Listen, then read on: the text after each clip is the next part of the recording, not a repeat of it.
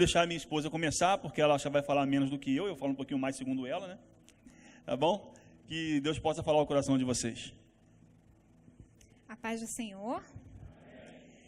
Eu sou muito tímida, estou com temor danado, um frio na barriga, um medo, mas da mesma intensidade que está o meu nervosismo, está a minha alegria também de estar aqui. Porque eu vejo e sinto as promessas do Senhor se cumprindo na minha vida. Porque nós somos milagres. A gente escuta, a gente lê a Bíblia, a gente lê na palavra que Deus fez milagres lá atrás. Mas Ele faz milagres hoje ainda, porque Ele fez na minha vida e na dele, e de tantas outras pessoas, né? Eu fiz um resuminho para me poder estar lendo, porque para me poder não me perder e falar coisas repetidas, eu me senti mais à vontade assim.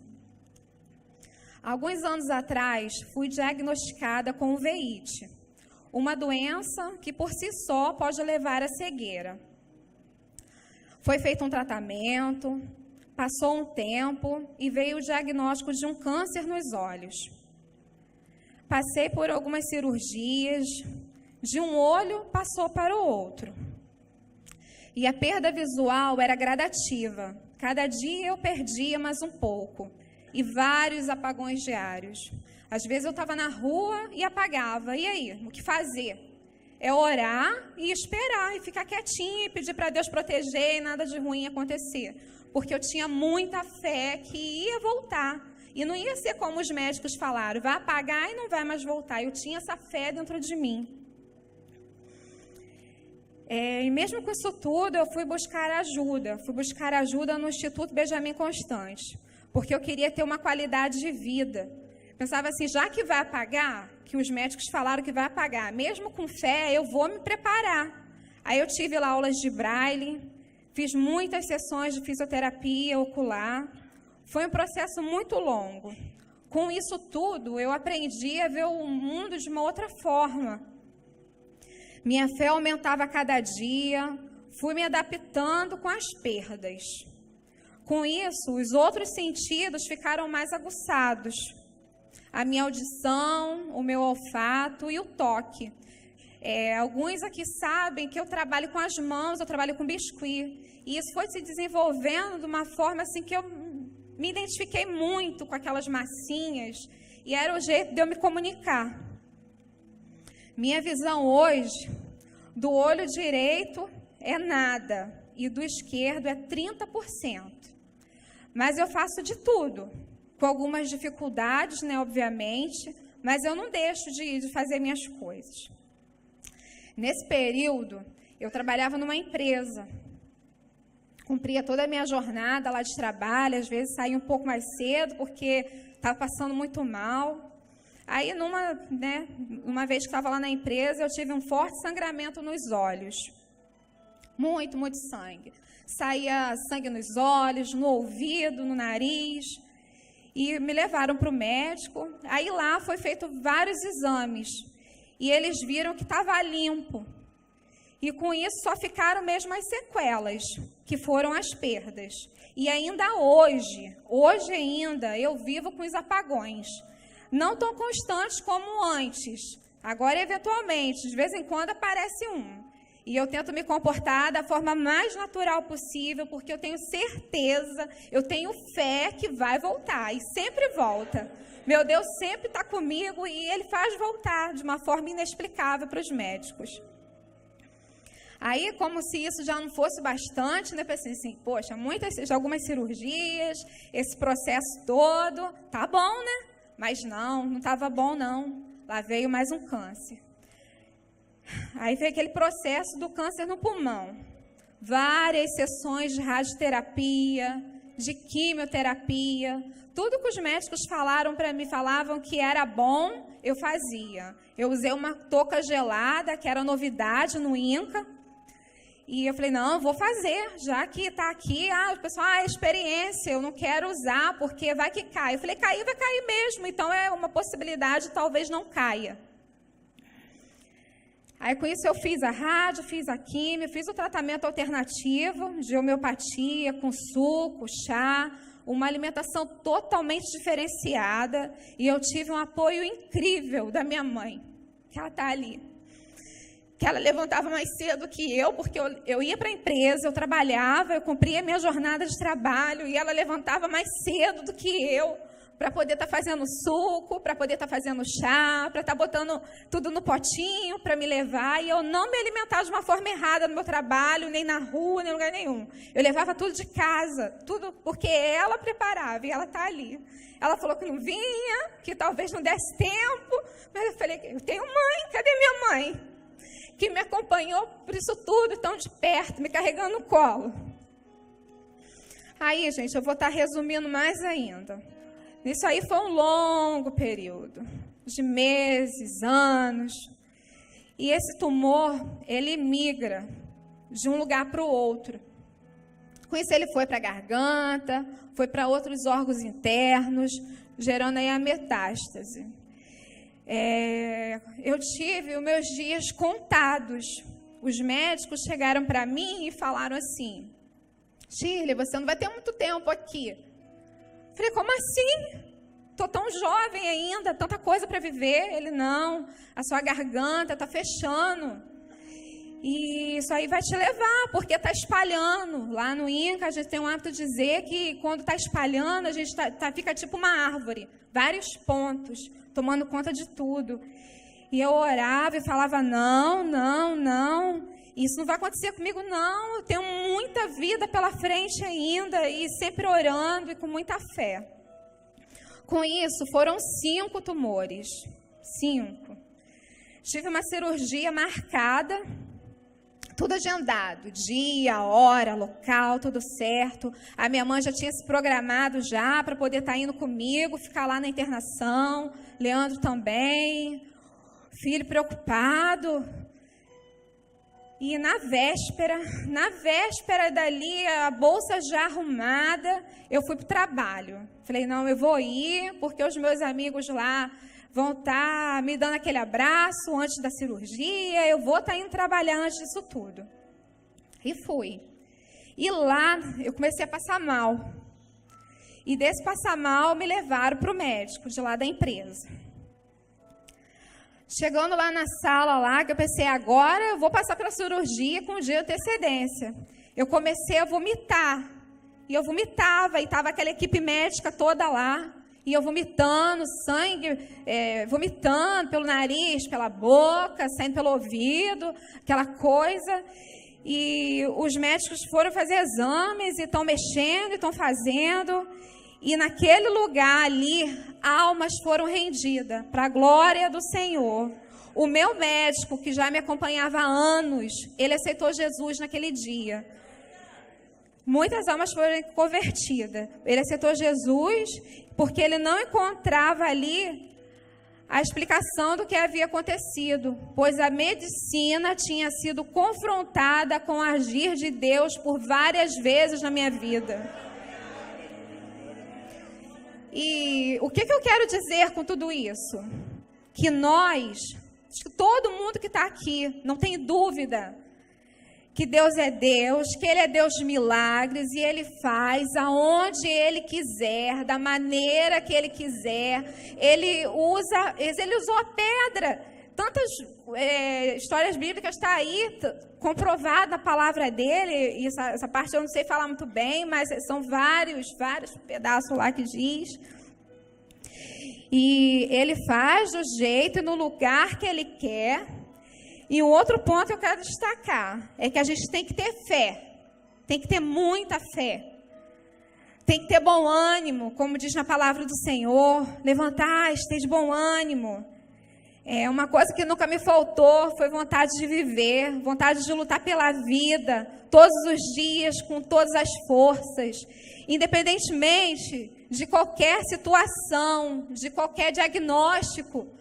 Vamos lutar, vamos ter fé.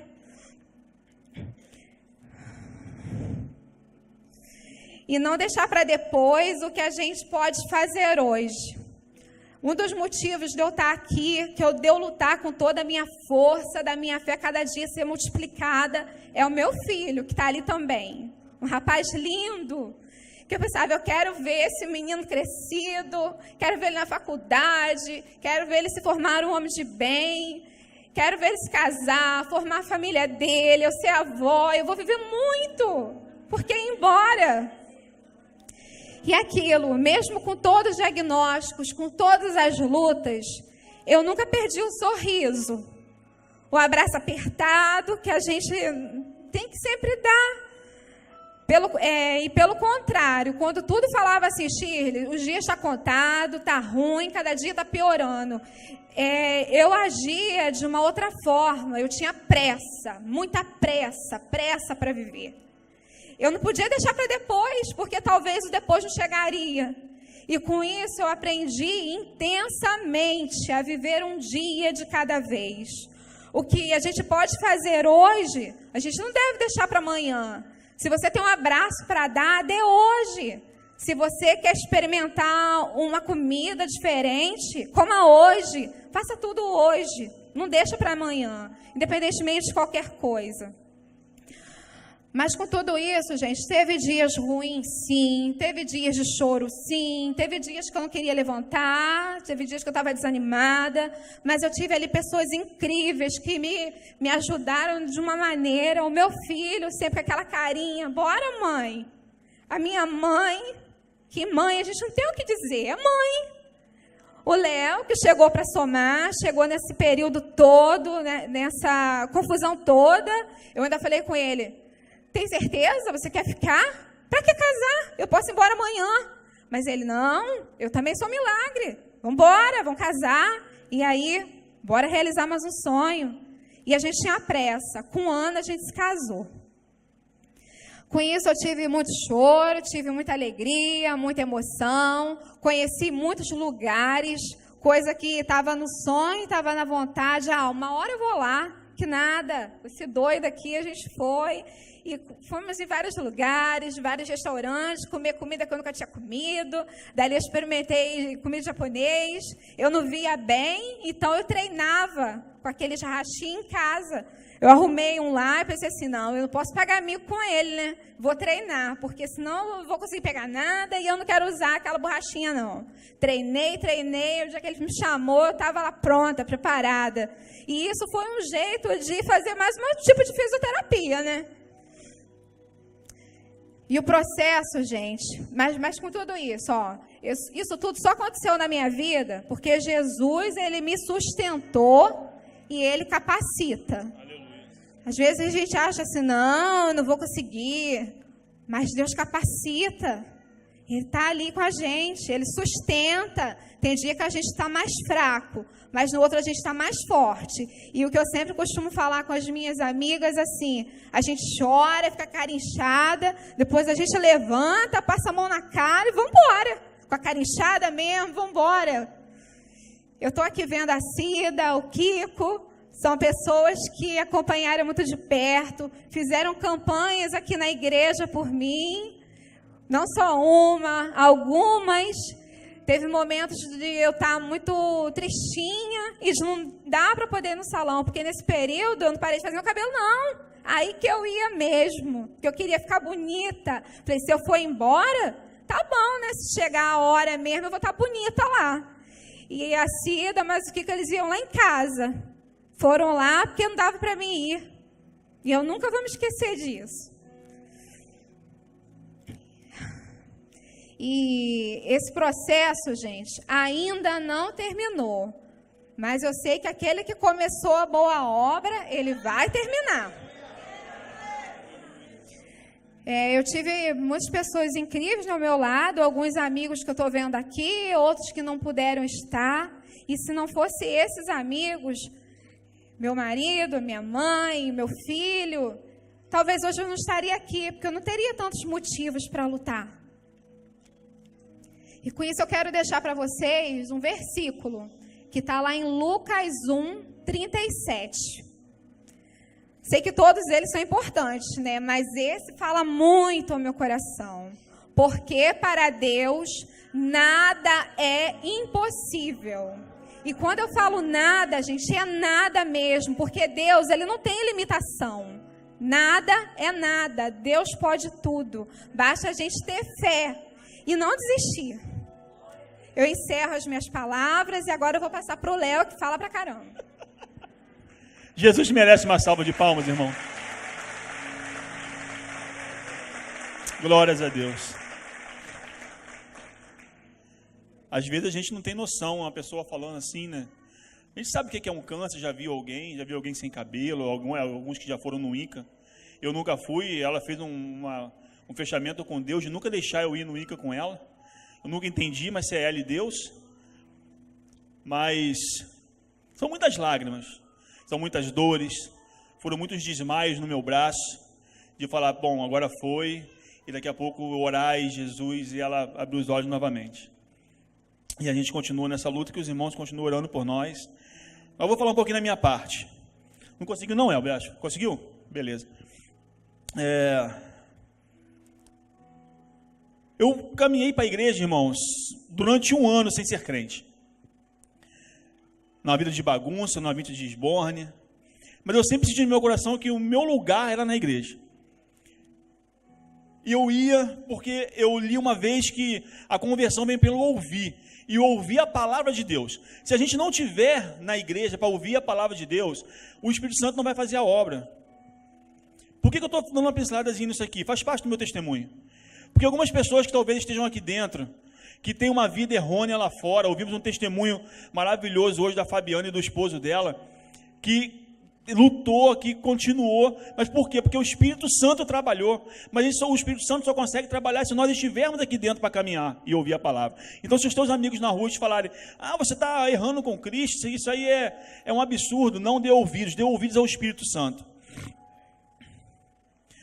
E para aqueles que aceitaram a Jesus há pouco tempo, aceitaram a Jesus agora, ou por esses dias, não pense que sua vida vai melhorar. Não vai facilitar, muito pelo contrário, provavelmente vai até piorar um pouco mais. Por quê? Porque você já estava na mão do inimigo. Hoje, você está nas mãos do Senhor e o inimigo te perdeu. Então ele vai fazer de tudo para tentar te trazer de volta, te derrubar e te entristecer com o Senhor. Na vida cristã, existem 3 tipos de deserto. E foi um deles que eu entrei. Eu aceitei Jesus em fevereiro de 2003. E com 6 meses que eu estava na caminhada com o Senhor, eu entrei num deserto. E esses 3 tipos de deserto são, um deles é o que nós escolhemos entrar, com nossos erros, atitudes e escolhas. Um outro é o que o inimigo nos coloca, sempre com a permissão de Deus. Um exemplo disso está lá em Jó 1:12, onde Deus dá permissão para o inimigo para tocar na vida de Jó. Então foi um deserto onde o inimigo colocou Jó com a permissão de Deus. E tem aqueles que o próprio Deus nos coloca. E foi esse pelo qual eu passei. Com 6 meses caminhando na presença do Senhor, eu fui acometido de uma tuberculose. Eu já tinha tido uma em 2000. Tuberculose hoje é como se fosse aí um resfriado. Você toma a medicação direitinho, 6 meses, e a cura é perfeita. Só que 3 anos depois eu tive uma outra tuberculose. E indo ao médico, o médico tinha que fazer uma baciloscopia para saber que tipo de tuberculose que eu tinha. Porque tuberculose são 4 tipos. É a fase 1, 2, 3 e a resistência. Só que ele não fez, ele simplesmente entrou com a fase 2. E 1 ano e 3 meses depois, tomando remédio errado, eu fiquei daquele jeito ali, ó. Em relação ao peso que eu tenho hoje, foram 42 quilos a menos. Fiquei praticamente sem andar, sem falar. Não que eu fiquei mudo, mas eu não tinha força. Eu falava uma palavra, eu começava a tossir e ia apagando. Para urinar, eu tinha que ser de lado, no baldinho ou sentado. Banho era uma vez por semana, no chuveiro, mesmo assim sentado, porque eu não conseguia levantar do sofá. Foram 4 anos assim. Naquele ponto ali foi o fundo do poço. E 3 médicos diferentes, nós fomos em vários locais, 3 médicos pediam para eu sair da sala e falavam com a minha mãe, se vocês creem em alguma coisa, busca, porque para a medicina não tem mais jeito. E aí um dia, um amigo nosso, não sei se ele está aqui, Nilo Sérgio está aqui? Nilo Sérgio está ali. Nilo Sérgio falou assim, tem uma amiga minha que é médica, vamos levar ele lá. Irmãos, como eu fiquei brabo. Eu já não aguentava mais ir em médico. Eu não aguentava mais andar, eu não conseguia ficar no calor, não conseguia ficar no frio. E aí tive que vir dirigindo meu carro até a Mantiqueira. Não porque se tivesse levado para ele lá, ele ia lá até buscar a gente. Mas não, tá em carro, vem até aqui. E nós fomos lá e eu voltei para casa muito chateado, nem falei com ele direito, brigando com a minha avó, brigando com a minha mãe, porque me fizeram sair de casa de novo. E meia hora depois, a médica que tinha me levado ligou e falou, tem uma vaga para ele aqui no hospital. E eu fiquei 50 dias internado. Nesse hospital, eu nunca tinha ficado longe da minha família. Nesse hospital eu fiquei com síndrome de pânico. Eu queria rasgar as telas que tinham na frente das sacadas, porque muitas pessoas tinham se jogado de lá para se matar. E tinha uma escada, e tinha eu estava no 3º andar, e parecia Tom e Jerry, o diabinho de um lado e o santinho do outro, falando assim, se joga daí, pô, acaba com isso.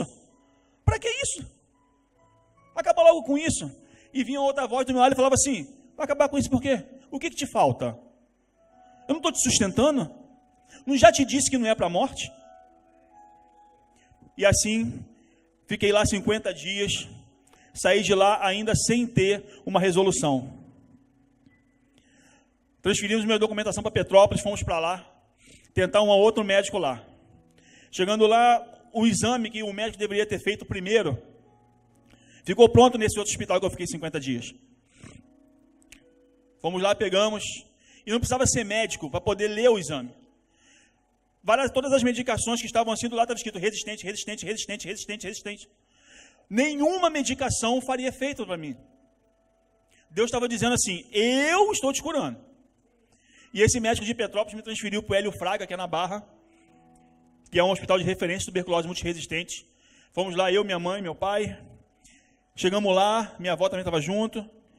E chegamos lá, a enfermeira pegou o exame, olhou para mim, olhou para a gente. O que eu vou te dar? Você é resistente a tudo, não tem nenhuma medicação que funcione. E mais uma vez ela disse, se vocês creem em alguma coisa, vocês busquem. Porque para a medicina não tem mais jeito. E eu pegava aqueles medicamentos, irmãos. Eu sabia que pelo papel não ia fazer efeito. Mas eu botava ele na minha mão e apresentava ao Senhor. E falava, Deus, pelos médicos não vai fazer efeito. Mas pelo poder do teu Espírito Santo vai. E tomava aquela medicação. E dentro desse tratamento, eu tinha que tomar injeção durante 1 ano.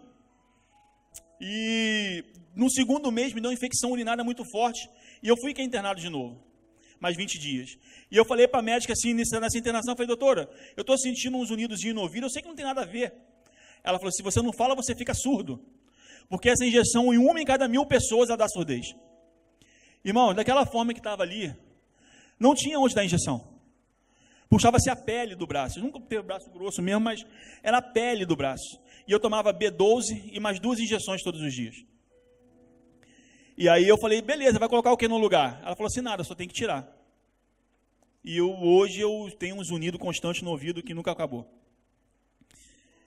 4 anos depois de tudo isso, eu tive alta do tratamento. Deixa eu falar um negócio para vocês aqui. Quando eu falo que existe desertos que Deus nos coloca, é porque Deus, em tudo que acontece na vida, tem o versículo da Bíblia que diz que tudo contribui para o bem daqueles que amam a Deus. Isso é uma grande verdade. Há uma grande diferença entre você aceitar Jesus e se converter. E Deus precisava me colocar daquela forma ali, para me mostrar que eu não era ninguém. Eu era um amor na rua. Era um demônio em casa. Mãezinha, fica de pé aí, por favor. Aquela mulher ali, ó, é a responsável por eu estar aqui. Vivo.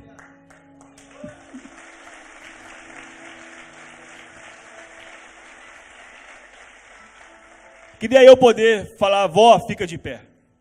Mas ela já dorme no Senhor. Quantas vezes eu fiz essa mulher chorar? Quantas vezes eu fiz minha avó chorar? Nunca toquei nelas. Mas as palavras que eu falava eram pior do que eu tivesse socado ela. Eu xingava, eu gritava. E eu saí de casa com uma cama em cima do carro e mandando todo mundo ir para aquele lugar e fui embora. Achando que eu era alguma coisa. E quando eu fiquei doente, para onde eu voltei? Para quem cuidar de mim?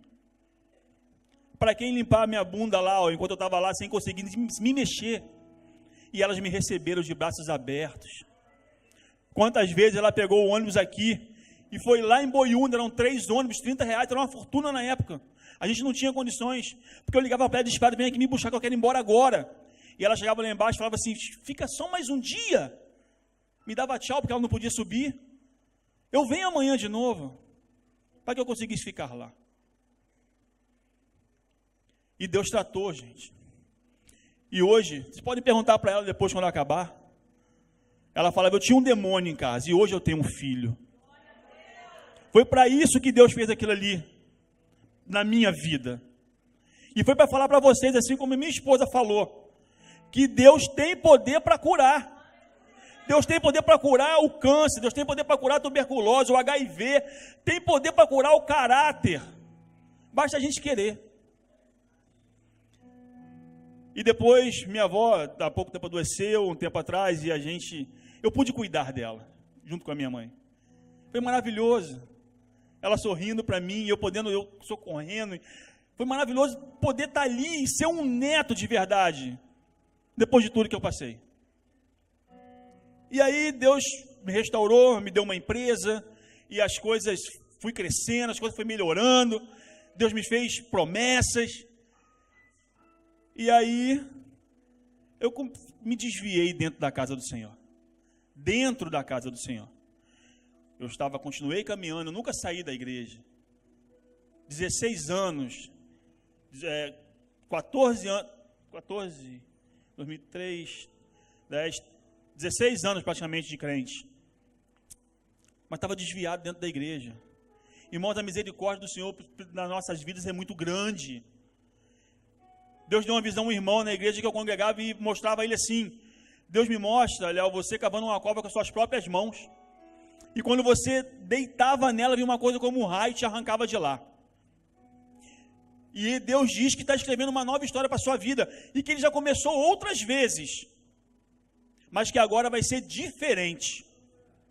Isso foi numa quinta, irmãos. Na sexta-feira, eu vindo de carro com um amigo, muito nervoso eu estava mais ou menos 180, 190 num carro que eu tinha, o cara me fechou, eu freiei muito rápido, tomei um susto, porque quando eu tive alta desse tratamento aqui, que ficou tudo bem, o pulmão ficou destruído aqui dentro, mas ele ficou aqui, estava destruído, mas ele ficou aqui dentro. Então eu tinha umas tosses constantes e uns sangramentos, e com isso eu comecei a ter hemorragias, quando aconteceu esse susto, e eu tive 10 sessões hemorrágicas, e uma delas, eu perdi mais sangue do que eu tenho no corpo, literalmente. A pia do banheiro da minha avó era mais ou menos assim, daquele tamanho de bar. Fora o sangue que já tinha descido, o sangue foi subindo ali, foi escorrendo pela pia. E nós de joelho, eu e minha avó, ela orando de um lado, eu orando do outro, eu com muita calma, avó, calma, está tudo sob controle, Deus vai dar vitória, e o sangue jorrava na minha boca. Quando eu levantei, tinha sangue pelo nariz, sangue pelo olho, eu falei, agora Deus mudou de ideia. Agora eu estou indo embora. Fomos para Petrópolis, isso foi a 7ª delas, só que foi a pior para resumir. Chegando lá, o banheiro de 1 por 1, do nível da minha boca para baixo, o sangue escorria, porque ficava jogando aqueles jatos. No chão deu um dedo de sangue. As enfermeiras vinham, quando eu tocava uma outra, tem um jovem morrendo ali, vai sangrar até a morte. E aí, era tanto sangue, que minha mãe não conseguiu ficar perto. Mãe aguenta muita coisa, né? Praticamente quase qualquer coisa. Ela não conseguiu ficar lá. Meu pai, que botou a mão no meu peito, ficou comigo ali um pouco. Sentei, e cada vez que a moça vinha tirar o lixo, tinha 4 dedos de sangue dentro. E aí vieram com uma agulha para tirar um sangue. Eu falei, gente, vão tirar sangue de onde? Não tem mais sangue aqui para tirar, não, Tiraram o sangue, foram fazer exame. 1 da manhã entrou um médico na enfermaria e falou assim, quem é Leandro aí? Eu falei, sou eu. Aí ele me perguntou assim, beleza, você perdeu quanto de sangue? Eu falei, como assim? Ele, mais ou menos um copo? Aí eu perguntei, cada vez que eu tossia? Ele, não entendi. 1 da manhã, ninguém tinha conseguido limpar o banheiro ainda, de tão terror que estava. Eu falei, dá uma olhadinha no banheiro lá. Ele voltou desfigurado. Aquilo foi você? Eu falei, foi. Ele falou, cara, é impossível, eu estou com o teu exame aqui, tu não perdeu sangue nenhum.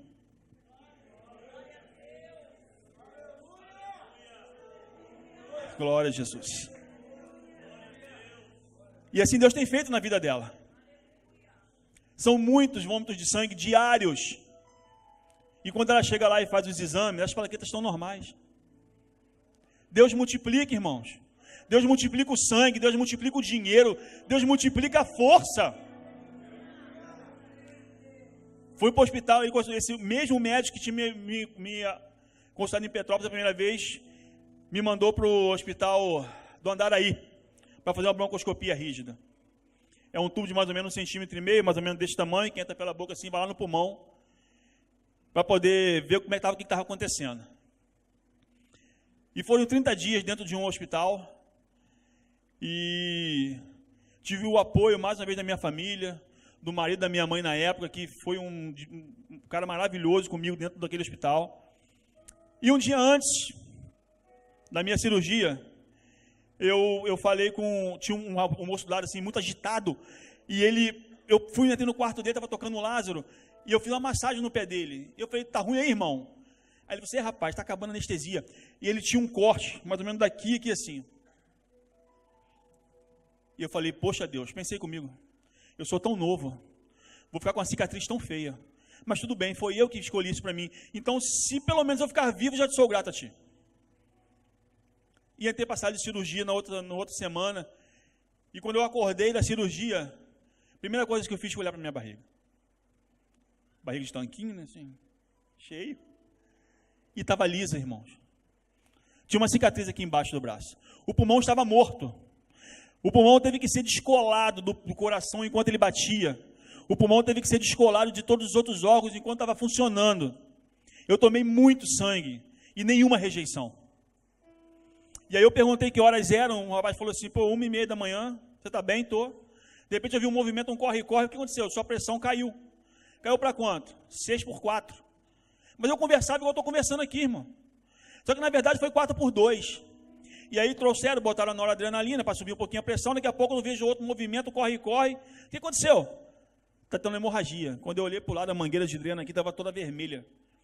E aí veio o médico, vamos ter que subir com você de novo. Eu falei assim, doutor, tá bom. Fechei o olho e orei a Deus. Falei, Deus, o Senhor falou que eu ia subir e descer. Não falou que eu ia subir e descer? O Senhor é o dono desse corpo, foi o Senhor que criou. Se for da sua vontade, esse sangramento pode parar agora em nome de Jesus. A mangueira ficou clara. Aí o médico falou assim, parou. Eu falei, eu sei. Falei com Deus. Aí o médico, vocês esse negócio de Deus. E aí eu fiquei ali, no outro dia, a médica chegou, pediu para trocar a noradrenalina, botar padrão, aumentou para dar um up na pressão, e esqueceu de mim. E de repente eu chamei o médico e falei, cara, eu estou morrendo. O único momento que eu me senti muito mal, o meu coração batia aqui na garganta. Quando ele foi olhar a noradrenalina, minha pressão estava 19. E aí, controlou, tive alta daquele hospital. E hoje eu estou aqui contando essa história para vocês. O interessante é que a médica, quando ela chegou para me ver depois da cirurgia, ela falou comigo assim, gostou da cicatriz embaixo do seu braço? Falei, gostei. Ela, pois é, falei com o doutor que você era muito novo e ia ficar com uma cicatriz muito feia. Foi o que eu falei com Deus, gente. Só eu e Deus. Deus ouve as nossas orações. Eu achava que eu nunca ia poder me casar, que eu nunca ia poder ter um filho. Hoje, pela misericórdia do Senhor, temos 3 anos de casado, tenho uma esposa maravilhosa, guerreira. A garra que essa mulher tem me faz querer viver melhor todos os dias. Obrigado, amor, por me escolher.